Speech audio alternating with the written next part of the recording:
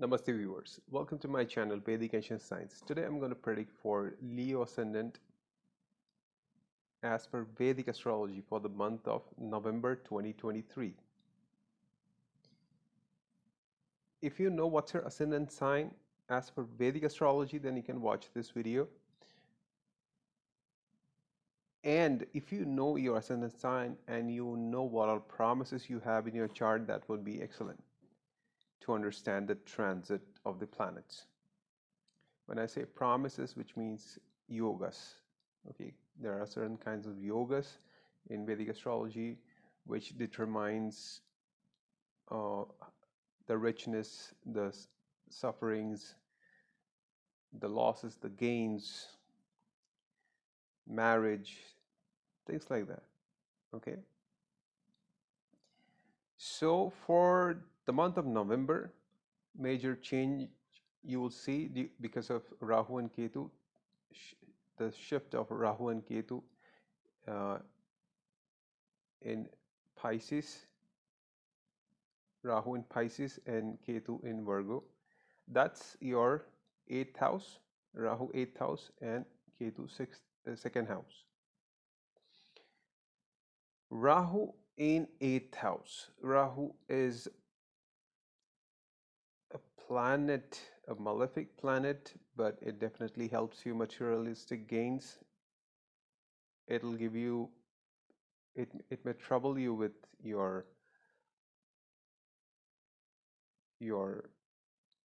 bodily parts, which is kind of intimate region, your groins. It will definitely give you huge transformation, because 8th house is about transformation.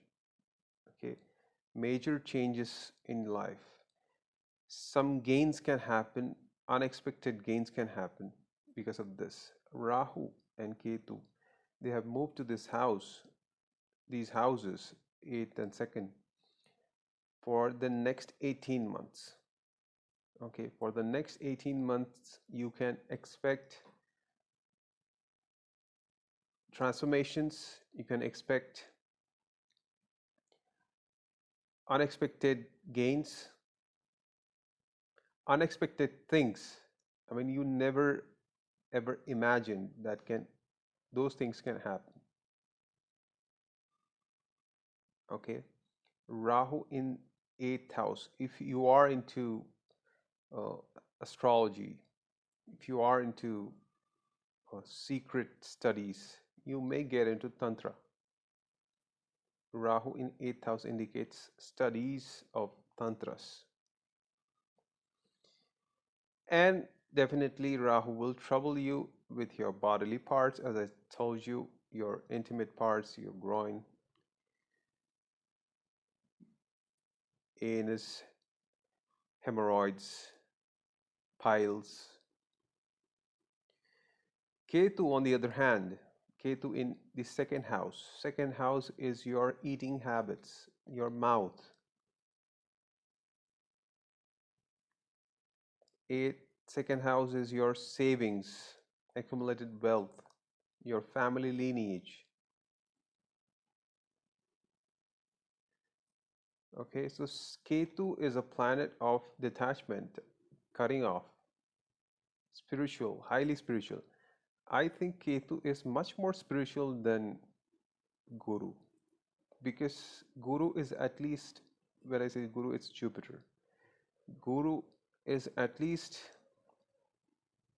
he's helping you get materialistic gains like prosperity, wealth. Ketu is not attached to all this. Ketu is completely spiritual. It's beyond anything what you can imagine in spiritual life. Ketu doesn't want anything physical. Okay, so Ketu in this house, which means that Ketu in 2nd house, which means that you may get into diet, cutting off from your food habits. You may get into diet. Willingly or unwillingly, you will do this diet. Okay, there could be cut off from your family. Maybe you will move out of your house, from your parents' house. This is the time. 18 for the next 18 months, these things can happen.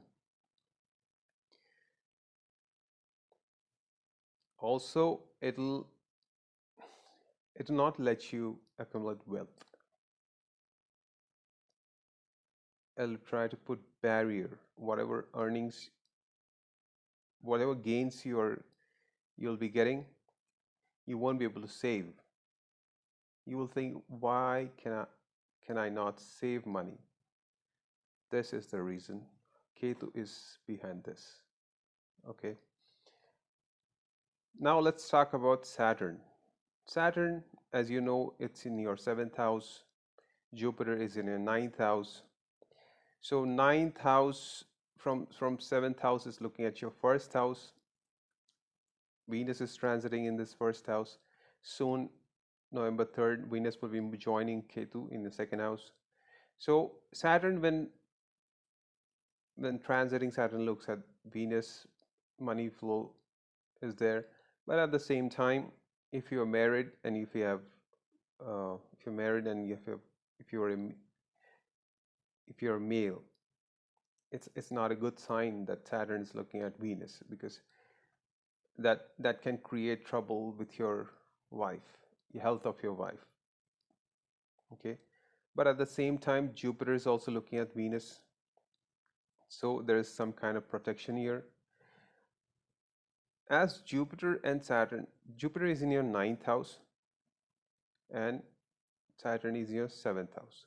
So these two planets, they are looking at your, Saturn is looking at your ninth house and Saturn is looking at your first house. Jupiter is also looking at your first house. So these two houses, ninth house and your first house, they are highly active until Jupiter moves from this ninth house next year, April, May 2024. Okay, your ninth house is about your travel, your spiritual travel or religious travel, long distance travel, your luck, your luck factor. Rahu is in your eighth, will be in your 8th in November. So your luck factor also increases because of this, because Rahu will help you expand your luck factor because of this position. Because gambling and things like that, it's unexpected gains, right? So it'll improve your luck factor. As Jupiter is also in your ninth house, it will expand your luck factor. It's transit, okay? You have to check your natal positions, your promises, whether you are born lucky or not. Some people are lucky, some people are less lucky, some people are okay. All right, depending on that, these transits work. Okay, and your first house is highly active. First house is about you. There could be transformation within yourself. Maybe you have some kind of habit that will change forever, for betterment. Everything happens for betterment, right?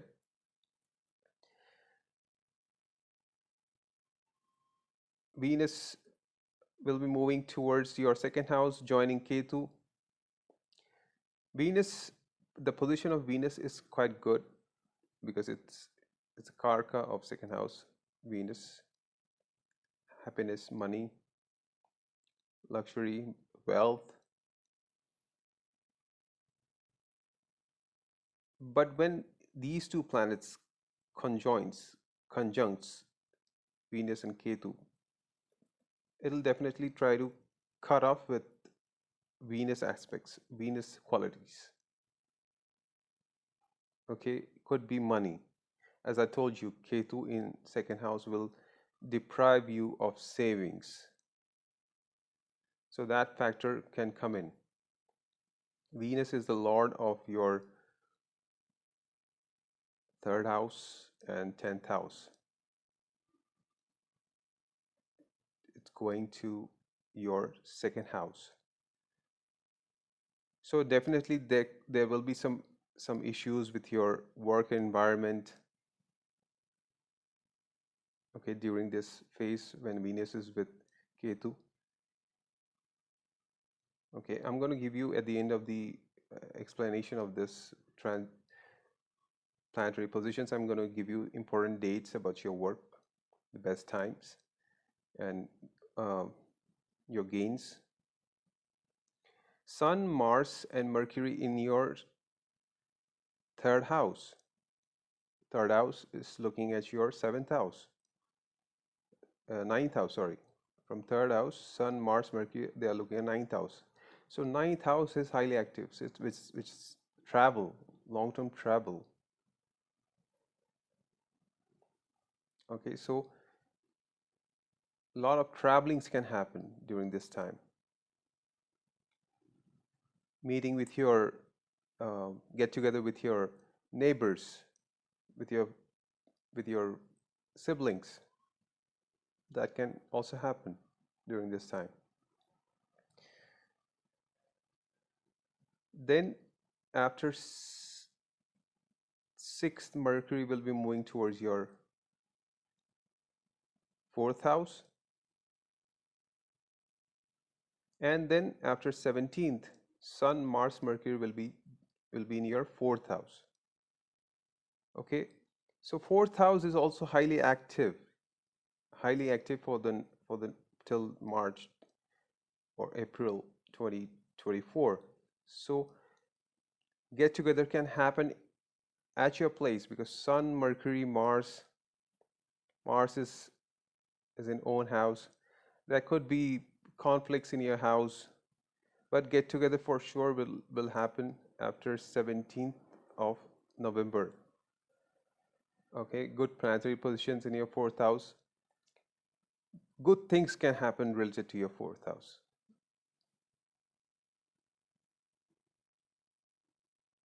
Okay, so now I'm going to give you very important dates to be careful. Okay, it's related to your deaths, enemies,